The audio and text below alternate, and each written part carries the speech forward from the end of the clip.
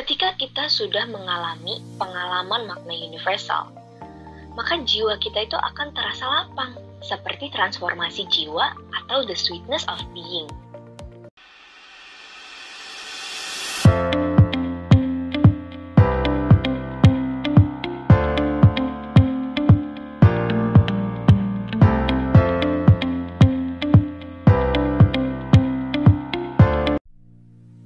Bismillahirrahmanirrahim.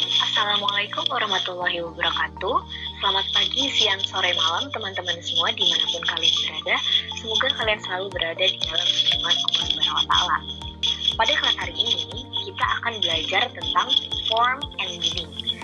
Kalau misalkan pelajaran yang lalu atau pertemuan yang lalu kita belajar tentang form dan space, tapi sekarang kita akan lebih mendalami ilmu form dan meaning atau bentuk dan juga arti atau makna ya. Tapi harus diperhatikan bahwa meaning yang dimaksud di sini adalah bukan meaning yang kita create sendiri atau meaning yang kita construct, melainkan meaning yang sudah menjadi essence atau yang memang meaning dari form tersebut. Kita sebagai manusia itu harus memiliki kesadaran yang melampaui form. Bagaimana kesadaran yang melampaui form itu? Kesadaran yang melampaui form artinya kesadaran yang bisa melihat apa yang dibalik form tersebut. Jadi, what goes beyond the form? Apa meaning yang dimiliki oleh form tersebut gitu. Something beyond that form. Nah, jadi kita harus bertanya, apa itu form? Apa itu meaning? Nah, meaning yang akan kita pelajari kali ini itu berbeda ya dari meaning yang kita construct sendiri. Pasti teman-teman ingat kan, ketika kita menghadapi objek pengalaman atau fenomena dalam hidup kita, pasti banyak interpretasi yang bisa kita ambil atau bisa kita tarik dari si pengalaman tersebut. Tetapi meaning di sini adalah meaning yang uncreate. Maksudnya meaning yang bukan kita ciptakan. Atau universal meaning. Universal meaning ini merupakan essence dari form tersebut gitu. Jadi meaning ini bukanlah meaning yang berjarak dari form tersebut. Sedangkan kalau misalkan meaning yang kita ciptakan atau interpretasi kita itu pasti akan berjarak dari form. Ketika kita sudah mengalami pengalaman makna universal, maka jiwa kita itu akan terasa lapang, seperti transformasi jiwa atau the sweetness of being.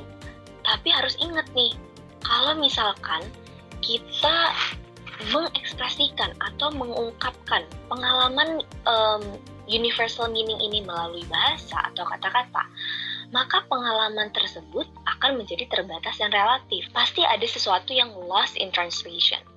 Maka banyak kan orang yang bilang, words cannot express my feelings atau words cannot express my experience, karena kita tidak bisa mereduksi pengalaman tersebut menggunakan kata-kata gitu. Namun, makna ini akan menjadi guidance bagi kita. Ketika makna ini sudah menjadi guidance bagi kita, setiap objek pengalaman yang kita alami itu akan menjadi karya, akan menjadi karya yang sakral. Dan disinilah momen kreasi dan kreativitas itu akan mengalir. Ketika kita sudah mengalami si pengalaman universal ini, maka di saat aku yang I am itu berhadapan dengan form, maka ia bisa melihat sesuatu di balik form tersebut. Artinya dia sudah bisa melihat meaning dari form tersebut, meaning yang ada beyond that form. Nah, orang yang bisa mengalami ini hanyalah orang yang sudah keluar dari penjara bentuk atau sudah melalui self-realization. Nah, bagaimana caranya bisa mencapai self-realization? Ya, caranya dengan soul journey, dengan meditation, transcendental meditation, dan juga silence gitu. Nah, jadi kalian pasti udah tahu kan kalau misalkan form itu sangat sangat dekat dengan ilusi kalau misalkan kita masih terbuai dengan bentuk atau form gitu. Jadi kalau misalkan kita masih terbuai dengan permainan bentuk, acap kali kita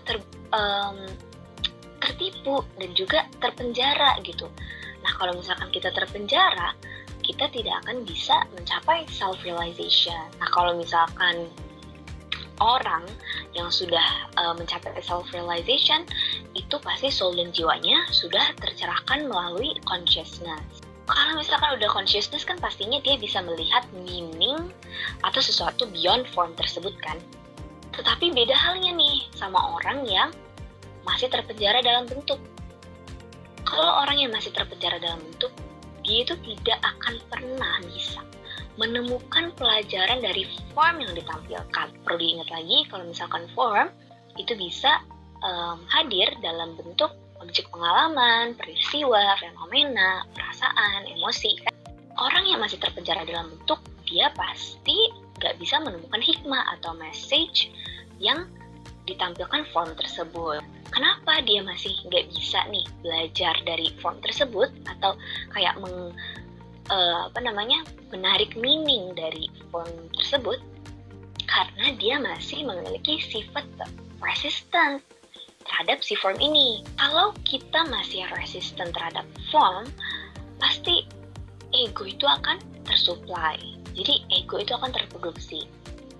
Inner non-resistant yang dimiliki orang yang sudah self-realization ini adalah wujud kesadaran yang dapat melampaui form.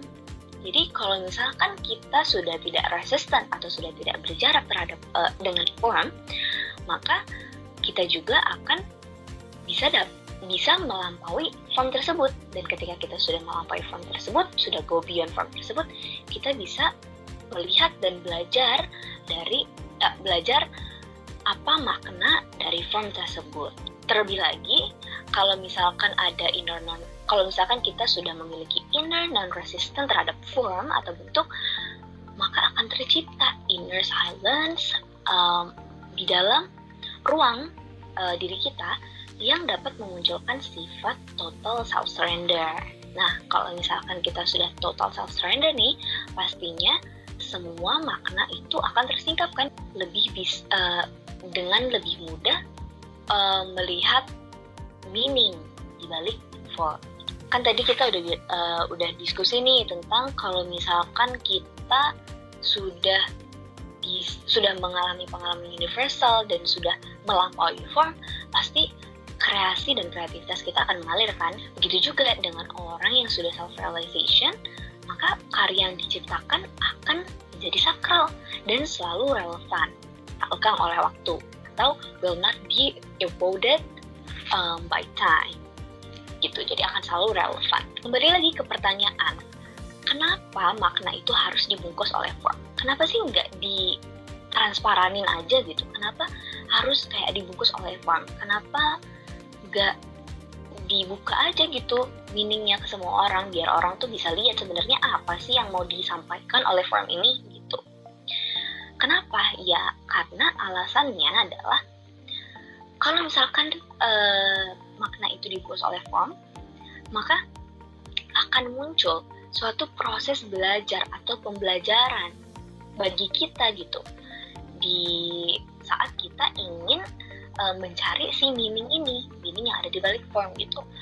Di dalam proses pembelajaran tersebut, kita akan mengalami proses yang namanya proses maturity juga. Maturity of soul. Tidak lain dan tidak bukan ya maturity of soul. Jadi jiwa kita akan menjadi lebih dewasa, jiwa kita akan meningkat gitu. Sehingga kita bisa membaca makna yang ada di balik form. Alasan yang lain, kenapa si makna ini harus dibungkus oleh form? Karena form itu akan menampilkan makna sesuai dengan tingkat kesadaran orang-orang. Sudah kita bahas kan berulang kali bahwa makna itu akan ditampilkan atau makna itu akan bisa kita lihat sesuai dengan tingkat kesadaran jiwa kita.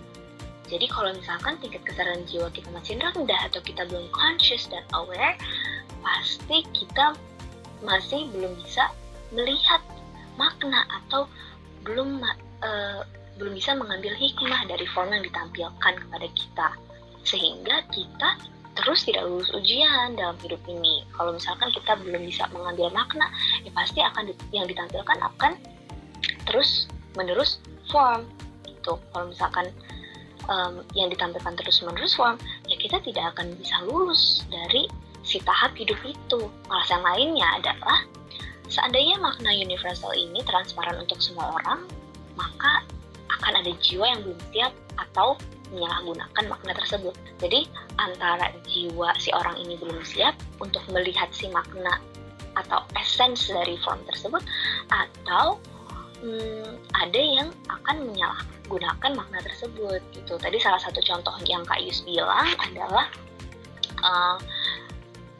guna-guna atau sihir pada zaman Nabi Sulaiman, kan karena orang ini bisa melihat masa depan, jadi dia memakai kapasitas atau kelebihan dia ini dengan seenaknya saja, dan seringkali untuk tujuan yang negatif.